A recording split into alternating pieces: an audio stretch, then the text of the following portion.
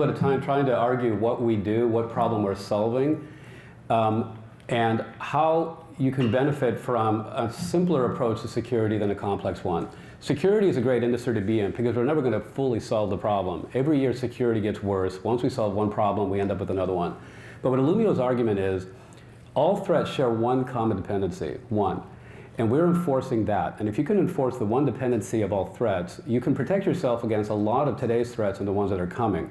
Because that one dependency is not going to change. I'll describe what that is and how we enforce it and how this will make your life a lot easier without needing a PhD to run a much more complex solution. So quickly about myself. I've been in this industry for a while. This is my original badge when I first entered the tech industry. We were a little company, about 50 people. We called ourselves Cisco. I mentioned this because in the years that I was there was one word I never heard, and that was security. We never talked about it because the point with Cisco at that time at least was just getting things to work, high availability. If we suffer a failure in one path of the network, can we reroute to another? Security was really not on anybody's mind because what exactly are we securing?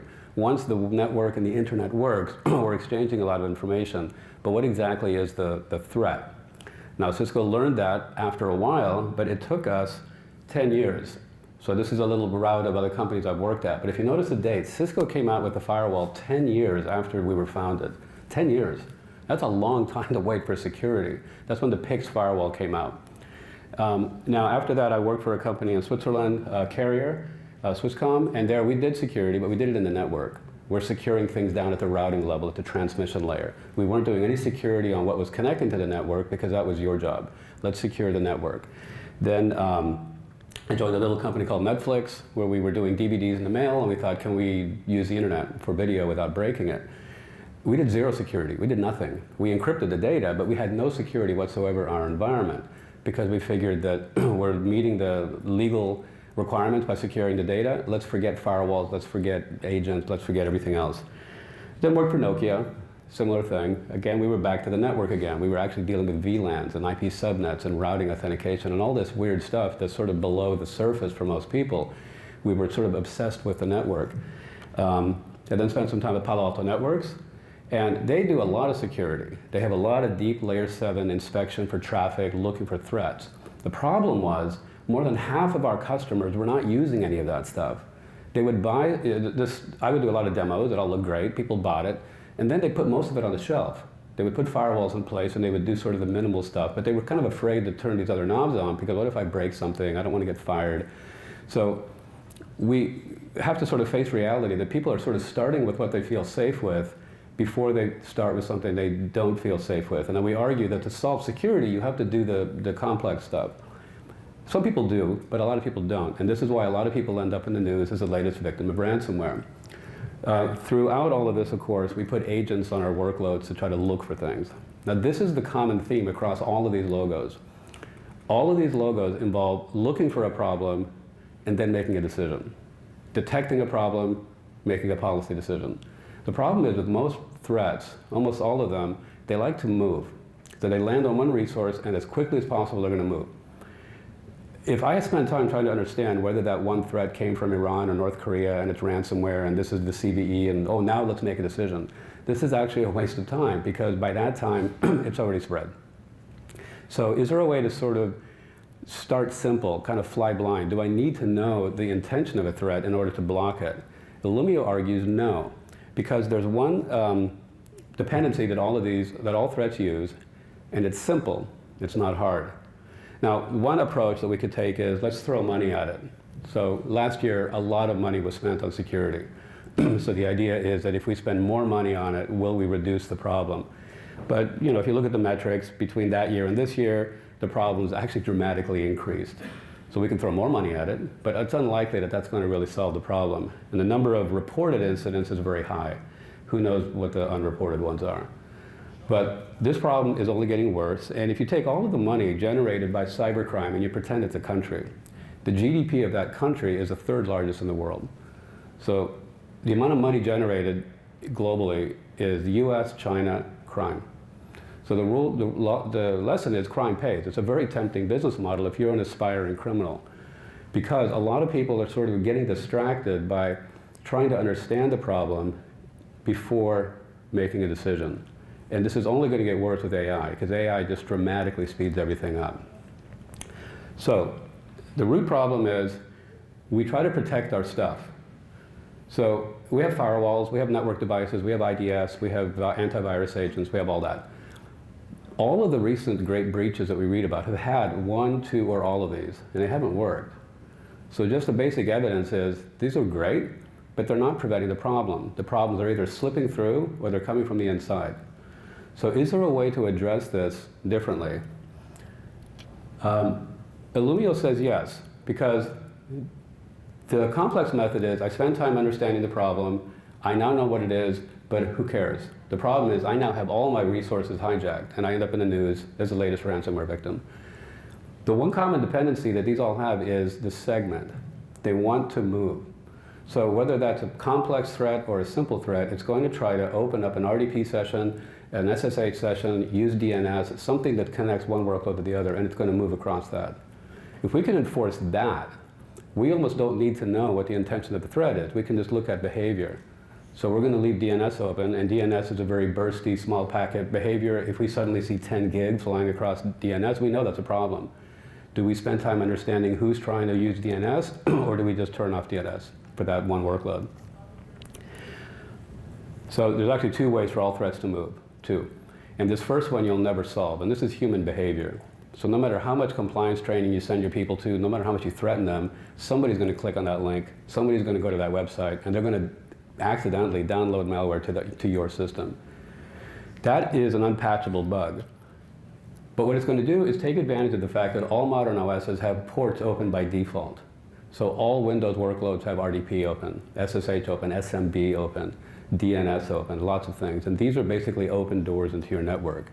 And that malware is going to land, look for one of these sessions, and spoof it and move. And it's going to do this very, very fast. So this is a screen grab that I've done of my laptop, a Mac, and I wanted to see what ports are open by default. And there's 13 of them, just by default. And they're open for good reason. These are for print sharing, screen sharing, AirDrop, DNS, SSH. They're all there for good reasons. But these are open doors into your environment. So if I'm a threat actor, I have a lot of choices for how to move from your resource to the next resource. So you can kind of animate it like this. So the average environment looks like this. So in our room, we have a lot of laptops. So we're all open listening for connections. So you could, in theory, screen share to my Mac, or you could SSH. Should you? Probably not, but you can, unless you proactively turn these things off. All that needs to happen is that I download ransomware or malware to one of these, and very, very fast it moves. So our Illumio's argument is, because this moves so fast, why don't we start enforcing the segment? So we actually don't know what hit you. And that's often a bit of a concern when people look at Illumio's platform, like, wait, you don't know what threat I'm dealing with? And we say no, because we don't care. Let's figure that out later. It's like if you're trying to break into my house, I could ask you why before I lock the door, or I could lock the door first and then ask you why. Illumio's really taking that second approach. And it sounds obvious when you hear it, but think about it. All threats share this. All upcoming AI threats will still want to move. And there's still only two vectors: dumb human behavior and open ports. So this is the baseline that Illumio is working from. We want to enforce that, and then of course we do want to understand what's going on, but we're sort of doing that further down the workflow. So, as an example of this, I say there are two kinds of threat actors in the world. There are the professionals, and there are the amateurs. Now this handsome person in the lower left is my son. Excuse me, he's 18 in this picture. I include him for a reason, because if you remember about 2 years ago, one of the casinos in Las Vegas got ransomware, the MGM casino. Somebody ransomwared the entire thing. Apparently it's very flat, so the network that the casino stuff is on, that the rooms are on, check-in, is all one network. Somebody managed to get in and ransomware the whole thing. And they demanded $21 million in Bitcoin. And they paid it. They paid it. Now my son is not a tech person, but he saw the money. And he saw the fact that somebody made $21 million. And he thought, this is easy money. He says, Dad, I don't need to go to college. I'll save you on tuition. What kind of car should I buy you? Now, hopefully he didn't do this. I mean, teenage boys are not the brightest bulb in the pack. He's now in college studying chemistry. Why is he studying chemistry? Because his favorite show was Breaking Bad. So he's gone from one criminal goal another criminal goal. And I'm hoping he gets distracted and goes to something else. But I mention this because he may not have done it, but there are kids out there who do. And especially now with AI, up until now, if you wanted to be a successful hacker, you need some level of coding skills. Now you don't. You can go to an AI LLM model and say, write me a Python script, and it'll do it for you. So this problem is only going to get worse. So there's going to be more idiot teenagers out there who are going to talk like this, and some of them will do it. But that will share one thing in common with the professionals, and that's this. Lands on a workload, find one of these open ports, rinse and repeat. Again, Illumio is focusing on that. So if you look at our platform, what we'll do is we're going to start there. So we're going to first proactively shut down ports that aren't needed. Do I really need to screen share with your laptop? Probably not. So we'll blanketly turn all that off, make some exceptions as needed. And then we're going to continuously monitor open sessions. So like my DNS example, if I see DNS and I see 10 gigs flying across DNS, I'm going to first shut it down and then try to understand it. And we have tools for trying to understand it. We actually will consume information from Wiz and CrowdStrike and all of these to try to make sense of it, but we're doing that later. We're not doing that first, okay? So once we've done that, we want to try to make sense of events that we see. Now, we often talk about the fact that security often thinks in lists. Policy is written in lists. But threat actors think in graphs. So if that firewall sees something strange happening to that one firewall, and a second one sees something strange, and a third one, these are often sort of isolated views. But these are often coordinated attacks, especially the professionals are coming in from multiple places at once. And this is actually one attack.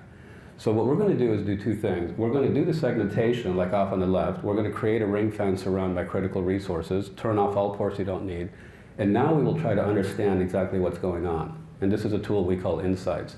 And this is where we're going to identify strangely behaving workloads that I've isolated, and we're going to ask Wiz and CrowdStrike and others for information and map the workload data onto our network data, and then try to understand exactly what the threat was trying to do to you, not what it is doing to you right now. So where Illumio fits in this bigger picture is this. So most people have one or all of these things. There's a lot of tools out there, but these are often in silos. So if you want to watch what your endpoints are doing, you're using one or two of these tools. If you want to look at your cloud, you're looking at Azure's tools, you're looking at AWS's tools, you're looking at GCP's tools. And these are often specific to those environments. They're not meant to really talk to each other. So what we're doing is suggesting, if you put us in the middle of this, and we can consume a lot of this telemetry, this avoids that swivel chair problem where I'm swiveling between tools. If the goal is to stop the threat, Illumio sits in the middle, consumes this information, and accomplishes that. The goal is not to understand it first, because that's what they're good at. Our goal is to stop the propagation, the movement, by having a central point. So if you have a threat, it's hard to correlate what's going on if you have to move back and forth between tools.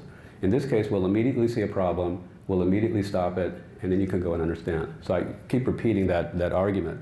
But the way we're doing this is by consuming a lot of information. So we're consuming from firewalls, we're consuming from cloud, we're consuming from endpoints, from CNAPs.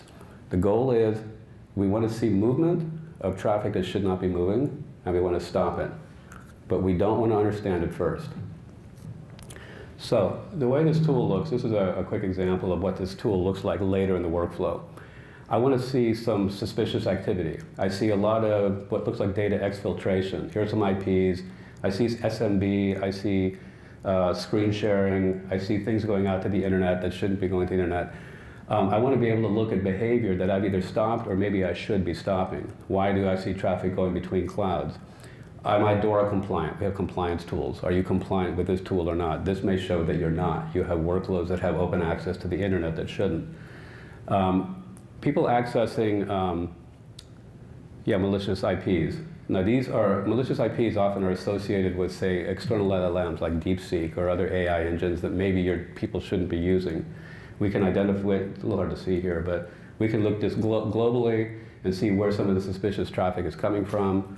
And we can, if we see people pushing gigs of traffic to DeepSeek, this is probably a sign that they're training that engine. But do you trust that engine that's run by a government that we may not trust? And what exactly are they sending? You need to know that people are actually pushing corporate data out to an external site. You need to at least know that that's happening. So again, we don't know what's going on, but we notice, like in this case, the workload that has a square box in the middle is trying to open up screen sharing with 10 other machines. This is not how normal screen sharing works. So we can look at it, try to get some information. We can immediately quarantine it.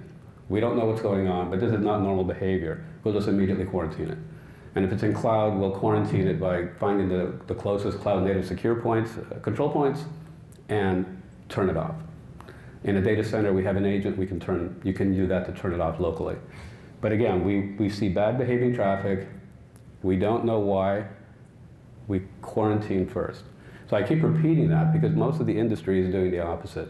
Understand, then decide. We're deciding, then understanding. So the segment is the resource between alls, and a microsegment is doing this at very high scale. So traditionally a segment's a VLAN, or it's an IP subnet. But in a data center, you only have maybe 4,000 VLANs, which sounds like a lot. But if you put in Kubernetes or containers, you're going to end up with probably a much higher number of individual resources. So we can actually move the segmentation conversation away from the network up into the workload. So if you have 100 workloads, each workload is a segment.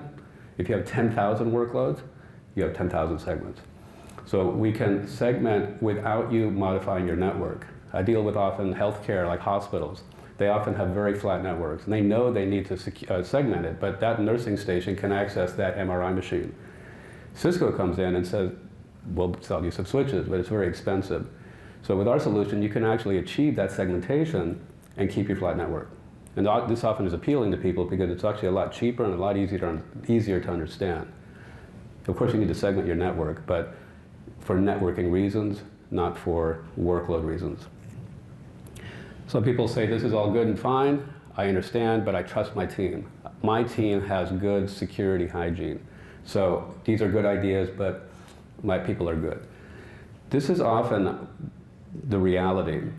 That may be true, but you probably have connections to other things like third-party contractors, like customers, partner devices. Do you trust them? You have to assume no. They might even think they're doing the right thing, but they may not be. IoT is my favorite. Do you trust that? A while ago, we had a breach at a hotel that came to us because they couldn't find any evidence that anybody had breached their firewall. They had no evidence that anybody from the inside had done anything. The network was clean, the firewalls were clean, but somebody had stolen all of their customer financial information. How? So we went in and looked around for open doors, and we found that in the hotel rooms, every hotel room had a clock on the wall, and each of these clocks were Wi-Fi enabled. And there was a small little Linux controller controlling these clocks so they could synchronize themselves. Well, this was an old version of Linux. Somebody who knew what they were doing got to the room, connected to that Wi-Fi point, and from the clock, squirreled their way into the network and stole credit cards. And the hotel said, clocks? Who patches clocks? We didn't even think of that. This is yet another open door. They had a very, very clean, secure network, but they didn't secure their clocks. So we have to assume that no matter what you do, there's always going to be a crack in the door. Cloud is often a big place for people to leave those cracks open. So Illumio assumes that despite all your best efforts, you will fail. You will leave some of these open. But had Illumio been in that hotel, I could have gotten to that clock, but that clock's a segment. And I have turned off all local RDP sessions or SSH, so there's no way I'm getting anywhere from that clock. So Illumio segments everywhere, and a segment is a workload, a segment is not the network. To achieve that, we want full visibility. So again, Azure has visibility tools, AWS has visibility tools, your data center probably does, and your endpoints do. But we want to get global visibility everywhere, and I want to see a dependency. Is that web server in that cloud dependent on a database in that data center, and is some endpoint using it? And I want to make sure that this is global and not localized. So, you can put firewalls in place, but those firewalls are going to see what they're looking at. It's often a challenge, especially with Palo Alto, to get the firewalls talking to each other and then understanding things together. You can rely on VLANs. Again, this is an old idea, but people still use it, and it's very easy to hop through VLANs, but people still use this.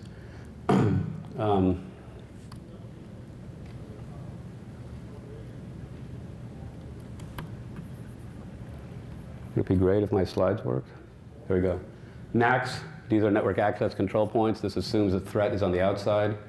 we assume the threat's already on the inside. So should you have these things? Sure. But we're assuming that they're never going to be 100%.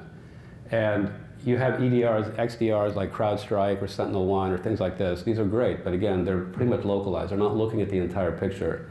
And it's difficult for an EDR in one cloud environment to correlate directly with EDRs in other environments. They can, but it's often complicated and people often don't do it.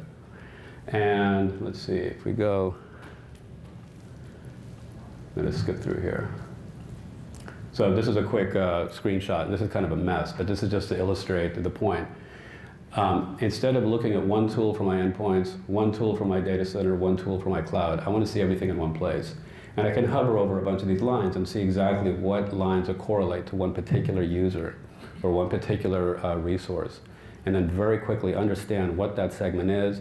Should it be open? And if it is, use that other tool, Insights, to understand exactly what's going on. This actually severely reduces the vectors for threats to move. So if my son tries to download that ransomware, it's going to be very difficult for that ransomware to do any damage.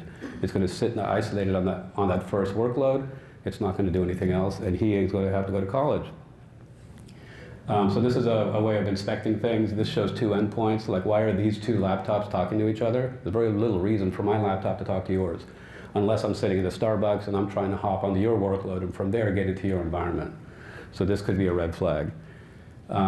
This is a data center, so I've labeled some development, I've labeled some production. These two should rarely talk to each other. They are. Often this is a wake-up call. When I showed this is a real picture, and we showed this to a CTO, and he said, you know, before you showed me this, I couldn't sleep at night because I did not know what's going on in my network. Now I can't sleep at night because I do know what's going on in my network. So this is often a wake-up call for people beforehand, and also cross-cloud traffic. So why exactly is stuff in AWS talking directly to Azure? And using each vendor's tool is going to be, you're going to get kind of half the picture. But with this, you can get the full picture.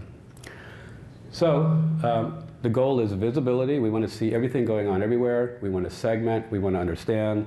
And if you're a bit of a nerd, it's sort of like Lord of the Rings. We are the Eye of Sauron. There's nothing we do not see. So I think only a few minutes left. Are there any questions? Or have I illuminated it all? By the way, we are Illumio, not Illumino. There is a company called Illumio, and it's a cosmetics company. They make fake eyelashes. That's not our business model yet. So if there's no questions, please go downstairs, look at our desk. It's the bright orange one, and we'd be glad to show you a demo or give you more detail. Thank you very much.